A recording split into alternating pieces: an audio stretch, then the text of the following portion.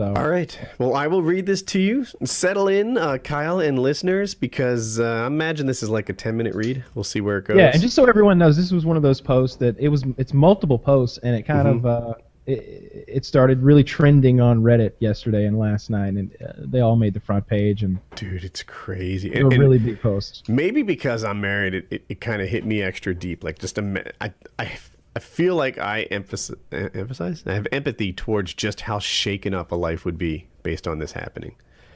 So, his wife is cheating on him. My wife, Jenny, and I have been married for 8 years. When we met, we were 22, and we both graduated from university, and it's been great so far. We haven't had a huge argument, and where we've had to separate for any period of time, but we've also given each other our password. I'm sorry, I'm reading terribly. We haven't had a huge argument, and we've given each other our passwords on phones and personal emails. Well, Jenny was sleeping this morning, and my brother shot her a text. My brother's wife, Carly, and Jenny are planning an out-of-town getaway while my brother and I and some friends are going to watch football on Sunday and hang out all weekend. He was asking Jenny to text Carly on his phone because Carly had dropped her phone in the toilet. My brother and Carly were basically sharing phones for a time until she gets a new phone. I decided to open up the phone and reply as something stupid and funny in order to embarrass Jenny. And when I opened up the iMessage app, I went on to read their previous conversation to see what was happening so I could tell a relevant joke. Second to the top of the list of conversations was a chat with this guy named Zach. Didn't know who Zach was, but the most recent thing he sent her was, and then there's a heart GN, in text. I was curious, so I put off replying to my brother and opened up Jenny and Zach's chat. To my horror, there was sexually explicit talk of what he wanted to do to Jenny when she crawled up next to his sack. What a filthy beast. I scroll up and there are multiple nudes from both of them waiting for me to discover. Most of them dated sometime between 1 and 4 a.m. I'm usually sleeping then. Smart. So I knew she was obviously trying to hide it from me. I realize my wife is cheating on me. I take a moment and I realize that this is the end of my marriage. All of our happy times, our foreign trips, our romantic nights must have meant nothing to her. I put the phone down and I went to the bathroom to freshen up while Jenny was still sleeping.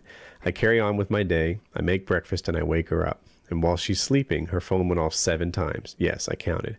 They were good morning texts from Zach and a confirmation to see if she was still visiting him this weekend. She went to the bathroom and I heard her phone vibrate loudly since it was placed on the bathroom countertop. I heard the sounds of typing and the send button. This happened 3 times while she was in there. As she was coming out, I quickly went downstairs to pretend like nothing was happening out of the ordinary. We eat, she goes to take a shower, and I try to open up her phone. Jenny had changed her password. I must have been acting a little weird or distant, and she thought it was time to secure her phone since we'd been so comfortable around each other for the past few years. I tried to open up her Facebook and her email, but the passwords for those were changed as well. Jenny had gone out with some friends tonight, and she thinks she lost her phone. Nope, I stole it before she left so I could try to break into it. I went through a massive hassle to unlock her phone, but finally did it. She's cheating on me. They talk about sex positions they want to try, how far Zach can shove his cock down her throat, and one short conversation about meeting up this weekend. My bitch sister-in-law Carly must be in on this. I've erased all traces of me breaking into her phone. I don't know what to do now. Jenny is cheating on me, but we've had no other major problems since we've been together. We still have sex 4 to 5 times a week, and I make her come a couple times during each session. We still go out on dates and cuddle sometimes when we're home. I don't get it. She's on birth control, so I've told her we should wait a little bit before having kids. Thank God. We're both fit and still attractive, so I guess it isn't about looks. I have a bigger penis than the other guy, if that's what she desires. I don't mean to compare. It's just primal instinct fighting over a mate. What should I tell her? Should I tell her I know? Should we split and file divorce right away? Should I tell my brother? He asks a bunch of questions. But then he gets to do these updates. Yeah. Private investigator hired to tailor Saturday, Sunday, and Monday. Whoa! He went Kojak on her. Yeah. So I don't want to read like every time. I guess I'll just do some of these. 6 p.m. It took a while, but passwords to everything changed. Back up my personal info, created a throwaway email to send proof to. 6:47. She's home. It really sucks speaking to her normally. I'm done with this. No sex. I found 3 excellent divorce lawyers for myself. Luckily, I make much more than her, so I can afford an excellent lawyer, while she can afford a mediocre one at best. Wait. Side note here, he doesn't know how this works. He'll be paying for her lawyer too.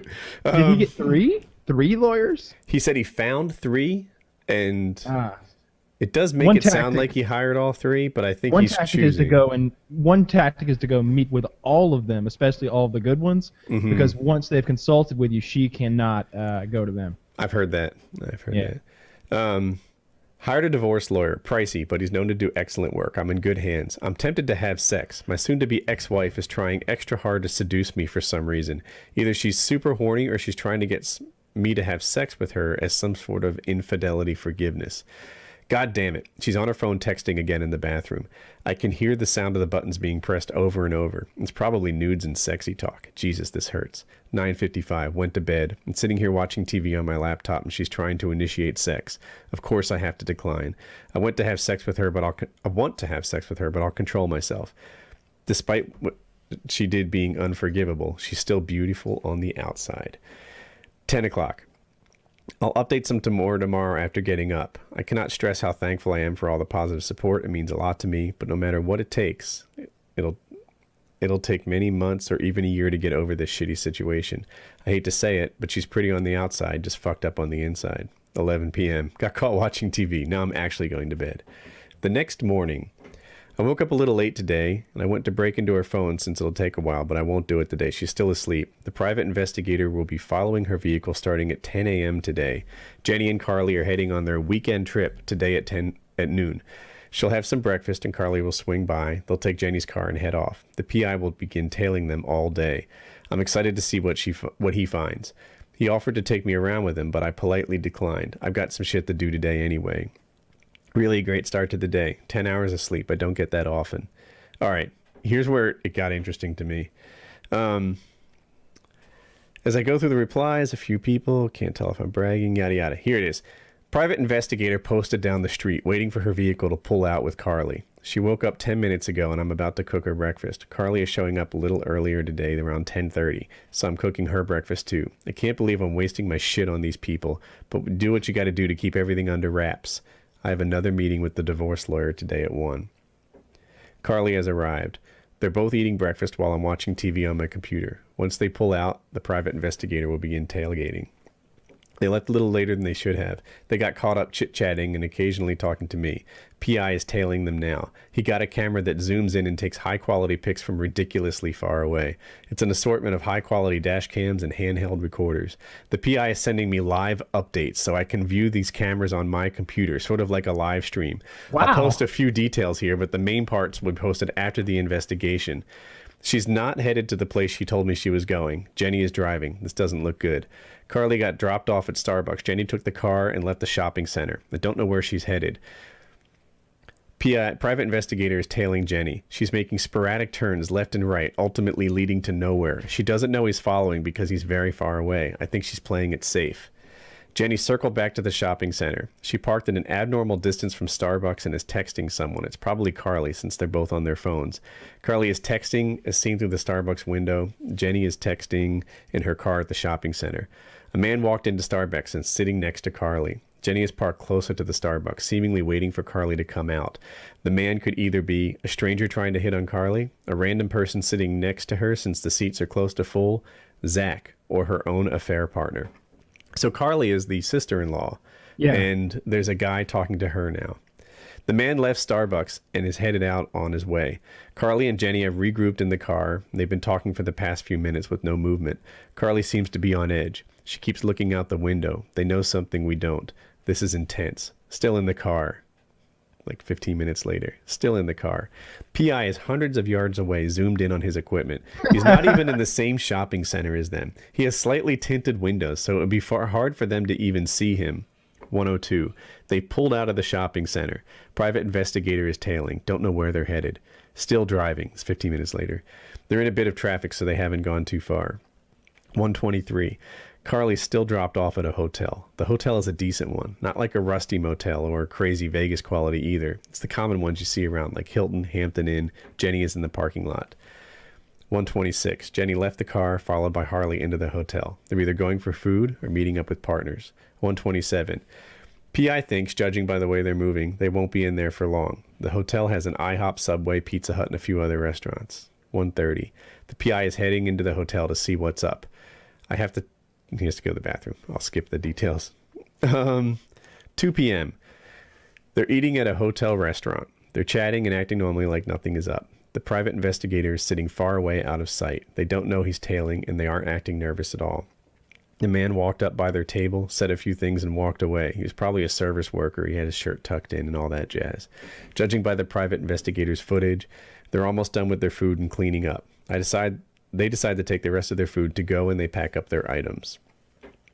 They hop in. They're headed towards the car. They seem relaxed. We don't know why Jenny started sprinting towards her car.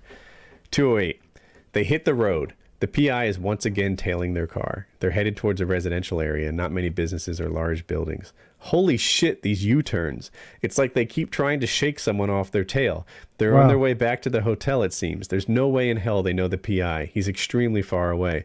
This isn't like the movies where the PI is a few cars down. The private investigator is at least 100 feet away. Puzzling. 2:15. Carly got dropped off at the hotel. Jenny is driven away and is now en route to a residential area again. Carly is seen waving at Jenny as she drove away. Carly had a hotel key card as she entered the lobby, so she probably has a place to stay. Jenny handed Carly the hotel key card. Jenny handed Carly the hotel key card, and Carly left the car. They must have already gotten a room or got one before the PI could tail them in, since he had to wait a small period of time to not look suspicious. 2:22. Jenny met up at the flat house as a residential area and kissed a guy before she entered. It's Zach. Cheating confirmed. Oh. Zach seems to be clueless about this. Carly seems to be clueless about the situation. PI snapped a lot of it. This is about enough evidence. The PI might call it off for the day now. 2:24. They're definitely unaware of the Reddit post. Jenny is as careless as she entered the house. Didn't try to hurry or anything. What a joke. I don't know why I had my hopes up that nothing was going on. I'm sad now. 2:27. I'm really sorry about the abrupt update above. She dropped Carly off at the hotel, rushed back to the residential area, and entered the house. She showed Carly and kissed Zach. She didn't try to cover her tracks, no zigzags, nothing. I expected a big buildup of some sorts, not a quick confirmation like this. 2:31. Fuck. Carly texted my brother about Jenny. So my brother knows. Carly knows I know. They didn't know I knew, so my brother just told me, he texted him. I need both of them to shut up about this, and I need to act surprised when one of them calls me. In the last 15 minutes, everything has come crashing through the roof. If Jenny finds out I know, this whole evidence collecting thing is ruined. I need a way to tell them to shut up without giving away what I'm doing. And he sums it up again. Carly thought they were going on a girls' weekend. I don't know what was going on in their head. I don't know what was going on in the Starbucks. Maybe Carly wanted to drink something. I don't know who talked to Carly. They made some weird turns, and most likely out of the suspicion that I was following. They grabbed a bite at the hotel. Jenny sprinted to the car because she was excited or they were messing around. Jenny showed Carly where they left for safety in case Jenny never replied again. Then she dropped off Carly at the hotel they're sharing. Jenny went back to the flat and met up with Zach. They're inside. The private investigator doesn't know what to do next. Stake out or go to the hotel or call it off for the day. This is what I think happened. The case is ruined if Jenny finds out, and I'll ruin my opportunity to get more evidence. I'll be stuck with the video of her entering and the quick entering kiss. I want more. I have the PI guy scheduled till Monday, so I might as well use it up. My head is spinning. This is too much information for 30 minutes. I can't deal. Carly texted my brother Jenny is cheating. My brother texted me. I cannot have them tell Jenny I know because it'll ruin my opportunity to collect evidence to truly cement my case. I'm not sure if a quick kiss or entering a house will suffice the infidelity clause. He has a prenup with an infidelity clause. She might be able to play it off as a friendly greeting. The PI is scheduled till Monday, so I've got more time to collect evidence if my bro and Carly can keep their mouths shut. Well, I'm eating lunch. I'll be reading replies, yada yada. The pleasure of our love lasted a few years. The pain that comes from this will last a lifetime. I cooled off while eating lunch. Not as hyped up as I was before. The PI texted me that there's movement in the house. He's just sitting there staking it out. Carly is not to be trusted. She doesn't need to know about the evidence. I told my brother to not talk to the issue or tell Carly not to speak about it, as I wanted some time to think about my options. That was clever. Yeah. I feel much better now. I don't know why they went to Starbucks or who that guy is who talked to Carly at Starbucks, but it's definitely not Zach. I can't speak to my lawyer about how much proof I need because he closed up. My doorbell was rung. It was someone asking if I'm ready to upgrade my cable service. All right, he got all nervous that the cable service was some. This is in on the like an assassin was coming for him or something. Yeah, I'm not gonna get too paranoid. That happens around here. Door-to-door advertising. Guys, calm down about the cable guy. He had a name tag, a car, a ladder, everything. So Zach and Jenny are relaxing on the front porch, just talking and holding hands. My PI is super far away. I can't see him, but he can see them. Zach and Jenny left Zach's house. The PI is tailing them. Sigh. More suspense for us. Zach and Jenny are headed into the Starbucks shopping center. Don't know why. I'm guessing they already ate. Zach and Jenny are sitting in the cart par in the shopping center, just like Carly and Jenny were doing earlier. They were just talking. Remember that guy who met up with Carly at Starbucks? He just got into the car that Zach and Jenny are in. They're all sitting together discussing something. Things are heating up again. I'll post proof later. It's escalating quickly, just like earlier. They've pulled out of the shopping center. Private investigator is tailing. So the first Starbucks guy is now in the car, and the four of them are going somewhere. Oh, my. They've arrived at the hotel. Zach, Jenny, and Stranger are headed into the hotel. Carly is inside the hotel somewhere. The stranger is probably the person Carly is having an affair with, I'm guessing. So now both women are cheating. If the stranger was a hitman, I think he'd be a little taller or more muscular. He looks like an average guy, even kind of short. I don't know how the PI can go about following without looking suspicious. 411. My PI followed them into the lobby. Jenny picked up a room key and all three of them headed into the elevator. We're essentially blind right now. We don't know what's going on in the hotel rooms. The PI wants to know if he should stake out the hotel or if we should call it a day. I think Carly was trying to portray Jenny as the only person who was cheating. That's why she texted my bro. Now I think if Jenny rats out Carly, Carly will deny it and say Jenny is just saying that because she was caught cheating. Once again, my head is spinning. Bitches. I know. Did you get that strategy though? Like, the girl number 2 said girl number 1 was cheating, so that if girl number 1 rats out 2, she can be like, oh, that's just a revenge rat. Uh-huh. Yeah. All right. Yeah. So can't trust anything. She's a cheater. You can't trust anything she says. Yeah. So essentially, all four of them are inside the hotel doing something, most likely having sex. The thought of my wife having sex with another man makes me want to puke, but I'm coping. There's no way for the PI to get upstairs into the hotel and find out what's going on in there. He'll stake it out for a few more hours before heading home. Jenny just texted me that Carly is cheating. Whoa. I actually don't know where to go from here. So now, Carly's texted her husband saying Jenny's a cheater. Jenny's texted her husband saying Carly's a cheater. Wow. Women are the worst. Not only are they cheating on their husbands, they've turned traitorous to themselves. Like they're turning on each other there. They're ratting each other out. And that's these low down dirty bitches. Oh man. All right, let's keep going. I'm still thinking about what I should say to her. Although I'll most likely ignore it. I don't want to say something I'll regret and mess this whole thing up. 5 p.m. Not much going on now. They're still in the hotel. My PI is staking it out for another hour. The updates will get slower, etc. Scanning ahead. Thank you for the wonderful PMs. It seems like Jenny convinced Carly to go with her to Zach's house to show her the location just in case something happened to Jenny. Carly would be her guard, so to speak. Then Jenny brought Zach and the other guy to the hotel, and Carly got cold feet and didn't want to cheat on her husband. So Jenny is stabbing her on the back. Jenny is saying Carly cheated because Carly didn't join her in the cheating, so they didn't have, like, each other's backs. I guess there was sort of a, if we both cheat, we won't rat each other out thing happening there.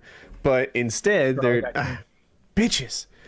So I'm not sure, but I'll find out what happened. That's the only reason I can think of as to why they'd turn on each other. I'm posting screenshots from the text, yada, yada. He starts talking about proof. He's replying to comments.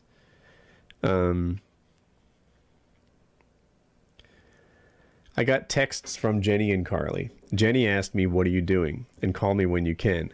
Carly said, I'm sorry about Jenny. I'm here if you want to talk about it. Fuck me for falling asleep like an idiot. I don't know what to reply. If anyone on here is late and has some advice, that'd be great. Jenny texted me again. She was getting spooked, and I didn't want to handle her driving home, probably hammered, worried that I found out.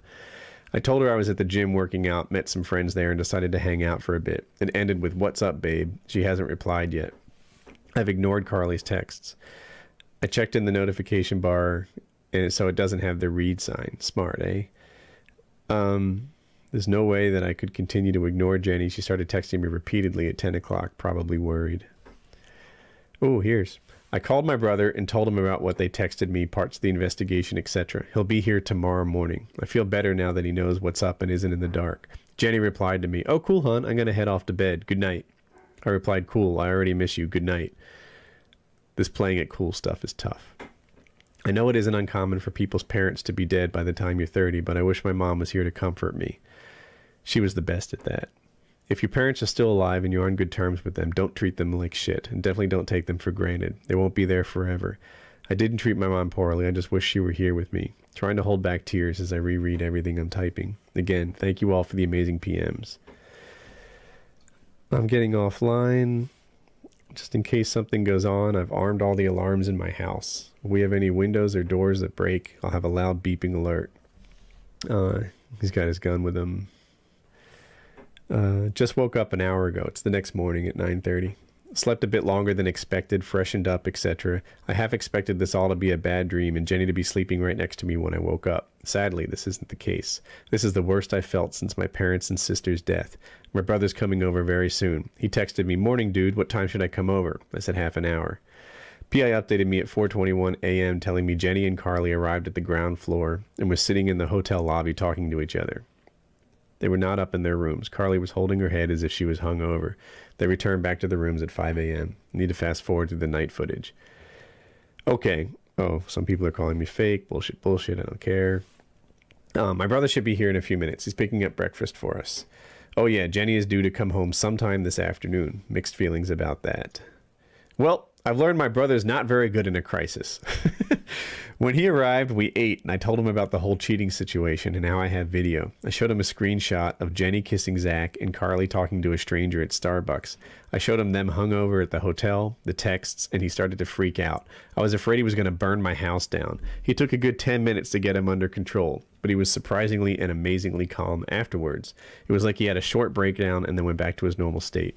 We talked over the options and decided that we would act like we didn't know about our spouse's cheating, like we were clueless.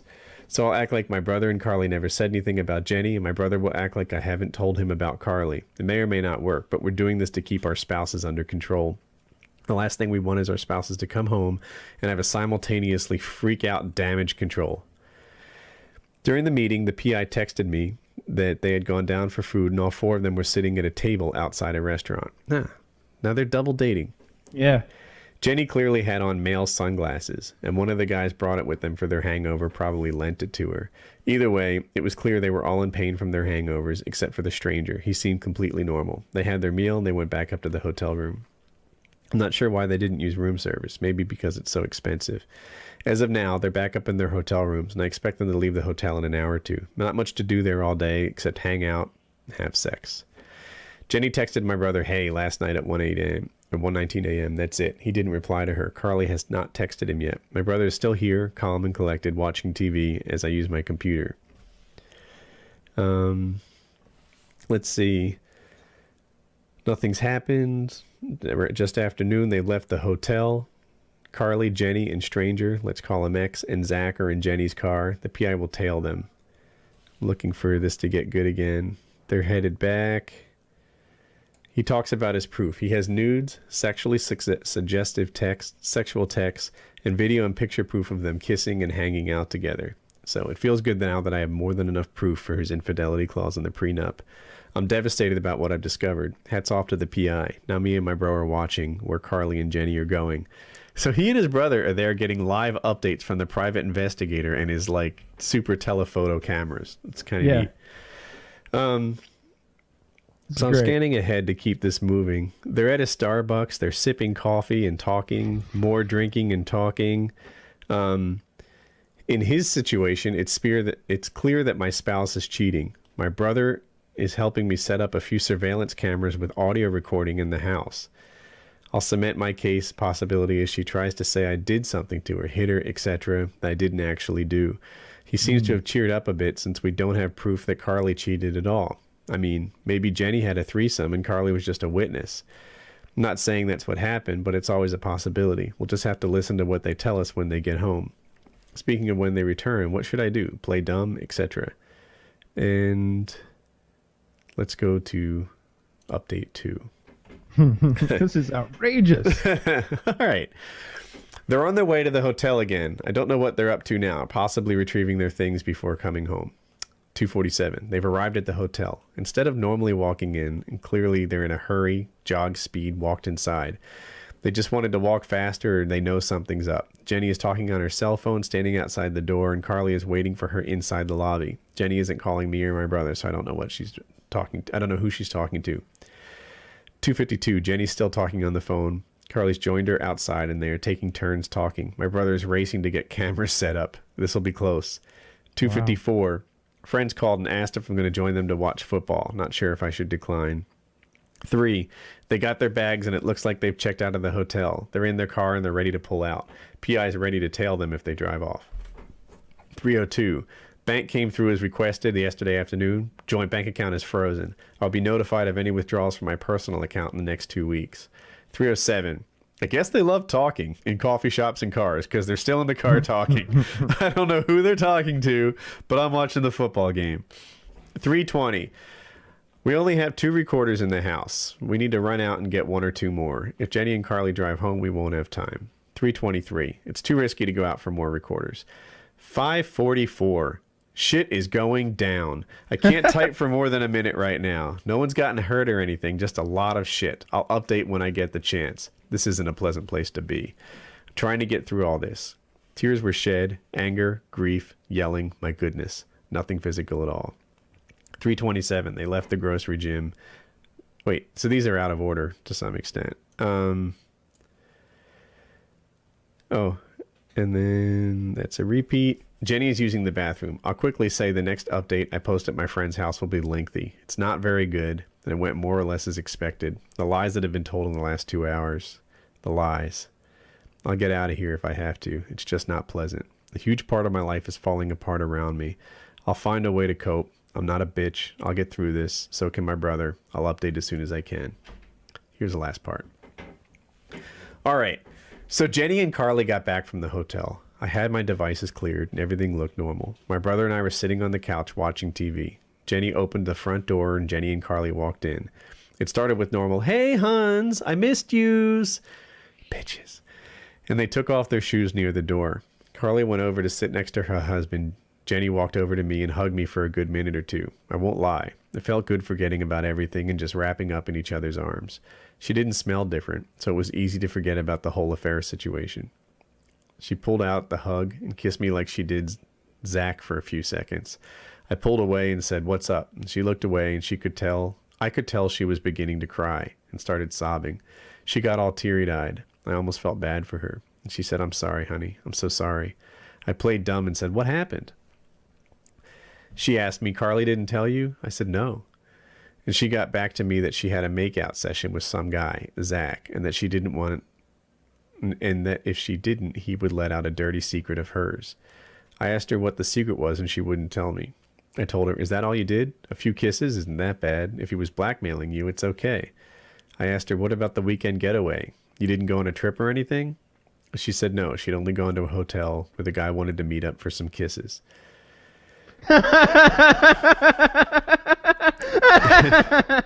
Were they 14? Carly clearly looked uncomfortable during this. She kept looking over at us as if she wanted to say something. I turned to look at Carly. This is when the truth started to come out. I already knew Jenny had sex. I was playing dumb. And Jenny said, "We did a few other things, but that's all." I asked her to tell me what she did. Jenny said she played with Zach's penis and touched it a little. Again, they're 14. Give me a break. I got more aggressive and frustrated with her lying and asked her, "Are you sure that's all you did?" Then Jenny told me that she had to have sex with him just to please him, and grew tired of her giving me tiny bits of information, so I asked Carly what happened. Carly told me Jenny and her were going to lodge in the mountains for a weekend.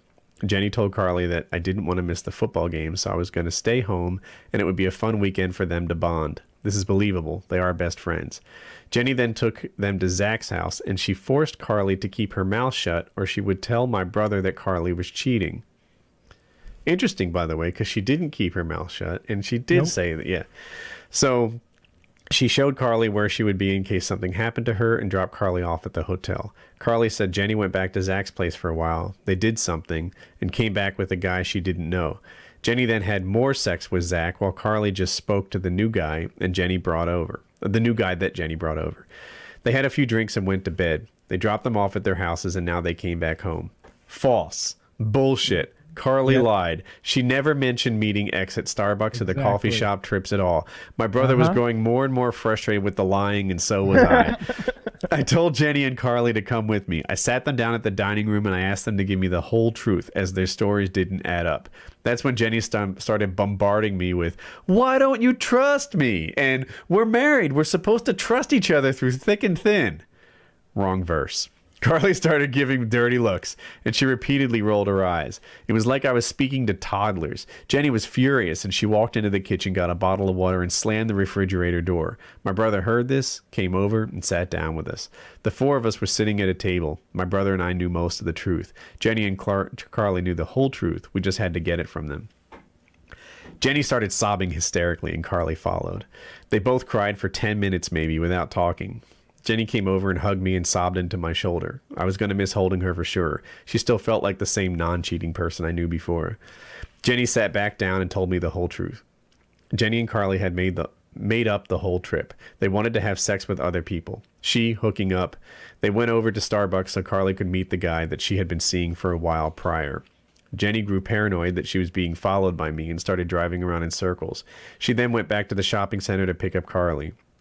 X had something to take care of, so he said he would meet Carly later at the hotel. X is a friend of Carly and Jenny's. Carly and Jenny drove to the hotel where they were staying to eat some food.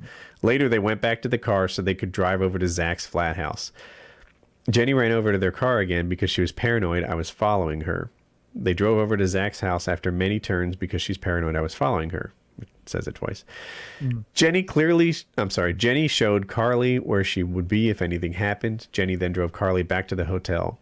Carly waited there for Jenny, Zach, and X to come over. Jenny went back to Zach's house and they made out there. They also had sex. After a while, Jenny and Zach went to the shopping center to pick up X again. With X, they went back to the hotel where they were going to have sex. As I guessed, Carly got cold feet and didn't want to do it. Jenny and Zach, however, did have sex, multiple times. Carly ratted Jenny out right away so that she wouldn't be involved with anything. They had a bunch of drinks and they got drunk. After Jenny and Zach had sex once more, they went to bed. Carly and X hung out all night, nothing romantic except for hand-holding. They woke up, ate food, dropped everyone off at their houses, kissed Zach, and drove to the coffee shop. There they talked extensively about what they would tell us to cover up what happened. They got too confused and just decided to wing it. They went back to the hotel, got their things, and checked out. They left the part about driving to the gym grocery area, and they said they just drove home. Instead of lying, they broke down and couldn't do it, so now they're admitting what they did. They also didn't say anything about the person they talked to on the phone outside the hotel. So from what they told me, Jenny had sex. Carly did not, but was going to. I don't know what to believe. Jenny again hugged me and sobbed into my chest, ruining my shirt. Charlie cried, but didn't approach her husband. My brother had a look of relief on his face, but also anger. He scolded them about lying for maybe 15 minutes, and again how badly they had hurt us, and they cried more, and I was furious. I thought that what we had was great. She never showed signs once of wanting to hook up with other people. I'd asked her how long this had been going on, and they said they'd been meeting each other, but she didn't say anything. After a few more moments of crying, she said weeks, but this was the first time they had sex. I was devastated. But I understood that this is what she wanted. Sure, she played with my feelings, but she's not a person fond of commitment at heart. She wants to sleep around, and that's fine with me. It's just not happening while we're together, so I'm continuing with the divorce process. Fuck her. My brother and Carly walked into our bedroom. There were tons of yelling and crying on both parts, but they came out after 20 minutes and looked like they had made up. So they went home. I was upset, and Jenny kept telling me we could work through this, and she didn't want to lose me, and that this would never happen again. I just left the table and went back to watching TV. She started yelling at me about how I was betraying her and that we're life partners and we can't divorce. She came over and sat on top of me in a cute way, but I rejected. She got all pouty like she normally does when she went upset and went upstairs to use the restroom. Holy mood swings. That's when I wrote the quick update. I told Jenny that we'd talk about it later tonight and that I was still on with my friends to watch the football game. She pleaded with me one last time and I wasn't budging. She said she had a date planned for us and had to have a sexy surprise waiting for me when I got back. She winked at me and said sorry and walked out the door. I didn't say anything about the investigation I have going on. Here I am at my friend's house, enjoying the game, writing a depressing and devastating story on Reddit. Still on with my lawyer tomorrow morning. Thank you all for the support, etc., etc. And there's a little more. Let's just finish this. I don't want to leave anything out. Hey, so my sexy surprise last night was pretty terrible. I walked into the house pretty pissed off, and Jenny had literally everything I like prepared for me. My favorite meal, an outfit of hers that I liked. I didn't know what to do. I felt so many like some of our old nights that we loved. It's not written perfectly. I didn't give in sexually, but I was pretty hungry, so I sat down with her and we ate, pretty much in complete silence. She had the nerve to ask, "Are you still upset with me?" We should have thrown that food all over the floor and just made a mess of the entire smorgasbord and just went, clean it up. And just walked away. I just looked at her and she knew it. I finished eating and started heading upstairs, and she chased after me, grabbed my hand, and once again cried into me. Although this wasn't a whole bunch of tears like earlier, she was still sad. You know, throughout all of this, I still see flashes of the person I used to love so much. The way she walks, the mannerisms when she brushes her hair back, etc. I realize this is just her way of guilting me. I'm not going to stay with someone who I can't trust, second-guessing everything they tell me. I told her, leave me alone. We'll talk some more tomorrow. I go through my routine where she's waiting for me with one last attempt to have sex. I finally told her, this isn't happening, and you know it. You have Zach on speed dial. Call him if you want a quick fuck. Out of rage, or maybe to prove that she doesn't love him, she smashed her phone on the floor. Said, I told you I don't like him anymore. I want to be with you and only you. Our bedroom floor is carpet, so our phone didn't break, but the SIM card and battery flew out and made it look bad. I told her, pick up your fucking phone and stop bothering me. I'm trying to go to sleep. You should have thought about our relationship when you went sleeping around with other people. More crying, and she fell asleep that way. I fell asleep afterwards, and we didn't have sex. I woke up this morning at 5 a.m. without her. I hit the gym for an hour and went to the divorce lawyer. He told me not to tell her anything about the PI investigation or anything else involving the divorce. He thinks that it would be wise if I went over this thoroughly, as after divorce it would be tough to go back. He told me to give him a call when I was ready to move forward. I received a copy of the prenup and we read it over. It's still valid, thank God. He didn't have much time to speak with me since he should have been off in the office for MLK. That's a vacation day, holiday. But he has me and another client and he wanted to go back home.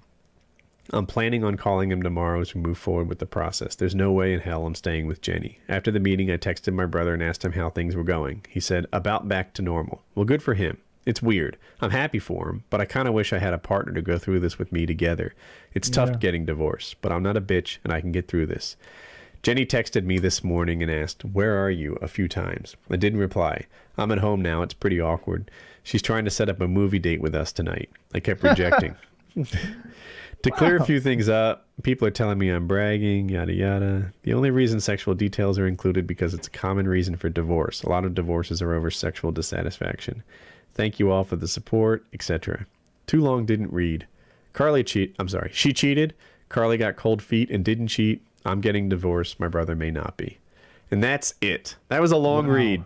I hope it was I was on the edge of my seat as I went through that. I really enjoyed that. It was a long read, but I really enjoyed it, and and that was a great story. It was well written. He handled it very well, and good for him. That must be crushing. Yeah, that must be the worst. That's really terrible. Oh, the comments are killing me too. Like, am I the only person pissed off she has the audacity to tell you she has a date planned out when she got home and to expect something sexy? As if you'd actually want to touch her after some random guy ran through her all weekend behind your back? Yeah. Good fucking riddance. I wish you the best, OP. I absolutely cannot stand people like your soon-to-be ex-wife.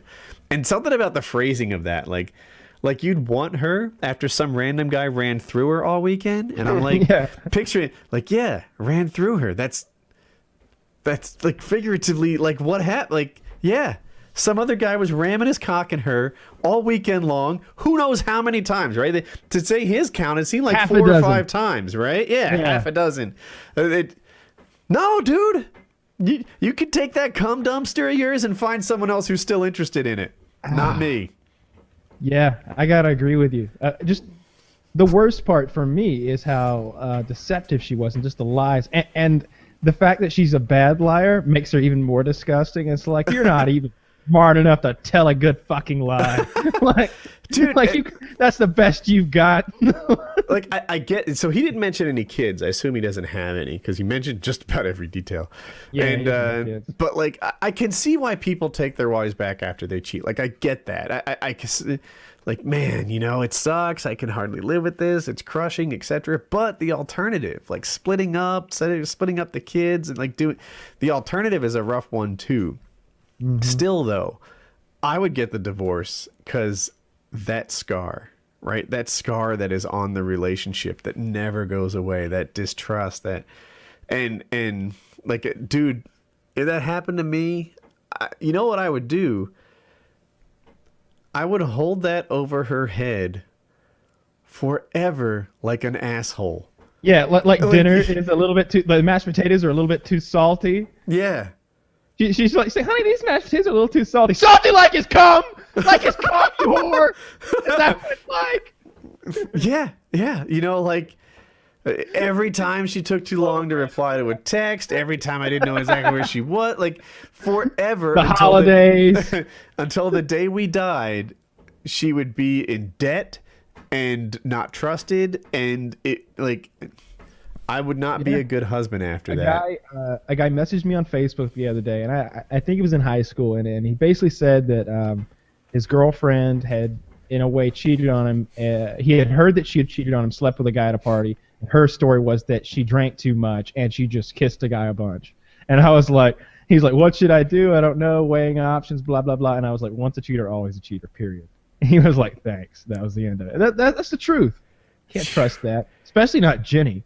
And there's been so many great Jenny memes now. Like, I'm glad that I'm glad that you read through all that, and I got to be part of it, because now I get them all 100%. It's good. Yeah, good. I'm glad this guy was smart enough, and he really covered his bases. I think the Reddit comments were helping him along a bit, because, you know, he said things about, like, her, like, faking some sort of physical attack and stuff like that. Like, this guy was ready almost for anything. She could have poisoned him. Like, he didn't seem to. He was still eating the food.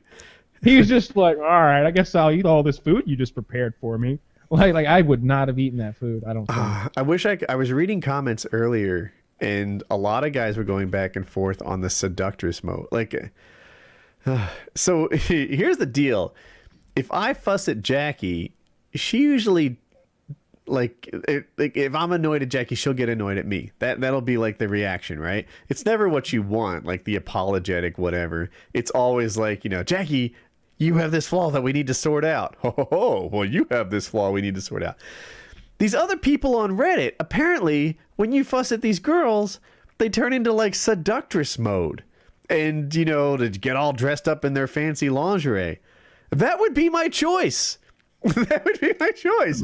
If every time I had some complaint, she tried to blow me, I could take that. That's a different kind of personality that spawns that kind of reaction. I promise you don't want that. You don't want that.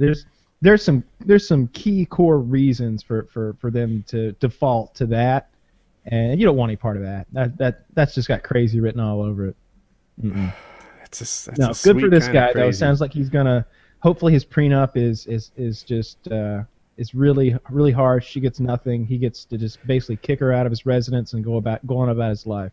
Well, the prenup had an infidelity clause, and I'm guessing in Like that infidelity clause is probably not kind to the cheater. Exactly. Yeah. Yeah. And he seems to have this thing sewn up pretty nicely. And you know, especially with her admitting it. And he could totally get his brother and Carly to testify if need be. Like, she's fucked. It seemed like he had recorders around the house. I bet he has her admission taped. Oh yeah, I bet he does too. Yeah. You know, because he had those recorders going, so she couldn't falsely claim that he beat her or something. Mm-hmm.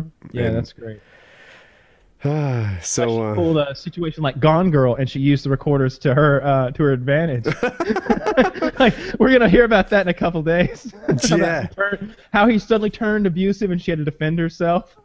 Oh man, it's I don't know. Something about that whole story sunk in with me, and I always worry that that whenever these cheater stories happen, like sometimes they hit home with me. And I worry that people are going to assume it's because I have personal experience with that. That's not the case. No, it's not. I don't. But, well, I mean, my 10th grade girlfriend a little bit, but whatever. That's not what I'm talking about. I think it's just because you put so much value on your relationship and your life that is at the home. case. That's the deal. It's his, that is your life. You're like, you probably might not even want to go on if that wasn't your life anymore. It's everything. So. What you're talking about there isn't just like, oh yeah, I got a divorce, but I kept moving. It's like, ah, shit, that whole thing that I thought I was gonna die being a part of, that's all over.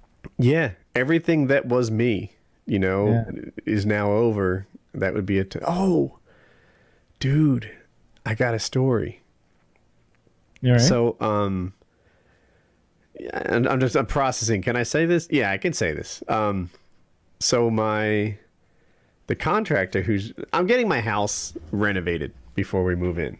It seemed to just scope creep or whatever. First it was paint, and then it was like, well, while we're doing this, we should take down the popcorn ceilings. Like a couple of rooms still have that. And while we're doing this, like every little crack in every wall should be fixed and repaired and made perfect again. And while we're doing this, one of the sunrooms had this like brick floor that's kind of yucky to look at. That's all going to be like fixed and hardwood, and the HVAC will be redone. And one of the rooms had 2 doors like right next to each other, which makes it tough to furnish, like because furniture doesn't go in front of a door typically. So we're like taking out that door. Now there's like new exterior siding. And anyway, so this contractor, we were just, after we agreed on the price and all was said and done, we were kind of talking and like got to know each other. And super interesting guy, but he was telling me. So he's been divorced twice, and it's funny when someone gets divorced. I find it sad. When someone's talking about wife number 3, I find it funny. Like, are you getting good at it yet? How's that? Especially when they're young, like if they're like 40 and they're on wife 3, like. Yeah, this guy's a little older than that. I think he's threatening 50. Okay. And maybe not 50 yet, but yeah. And so his first wife, you almost don't hold it against him because they were like super young. I think they got married at like 18 or 19 and they got divorced a couple years later. And they were just babies who didn't know what the scoop was. All right, fine. Wife number 2. So he had a perfect life. Him and his brother worked in this construction company, the one I'm hiring. And they were general contractors and they worked with all these subs. Both of them had $1 million homes. Next door neighbors, right? He and his brother are tight as 2 people can be. Their wives are best friends. They had babies who were 1 day apart, right? Like, so like the wives went through their pregnancy together and they had kids who were practically twins in terms of age. And everything was awesome. Well, his brother's wife cheated. And that wrecked it. And his wife covered for her.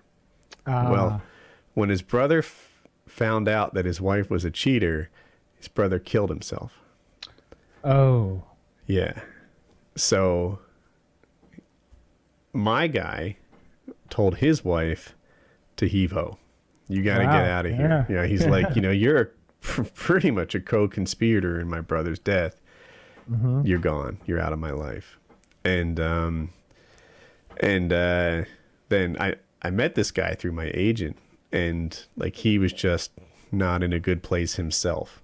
And his parents had recently died like around this time. So now he's got like nobody. You know, he went from what seemed like near perfection to ruins in, you know, the course of a couple of months. And my agent, who I think is a great guy, had him live with him, much like I did for PKA Dan. And he spent a couple months living with my agent. The first couple nights, my real estate agent slept on the floor next to him just to make sure he didn't do anything crazy. Wow. And it was like, that's a pretty good guy. And I don't know. I guess today's cheater day. That was intense. I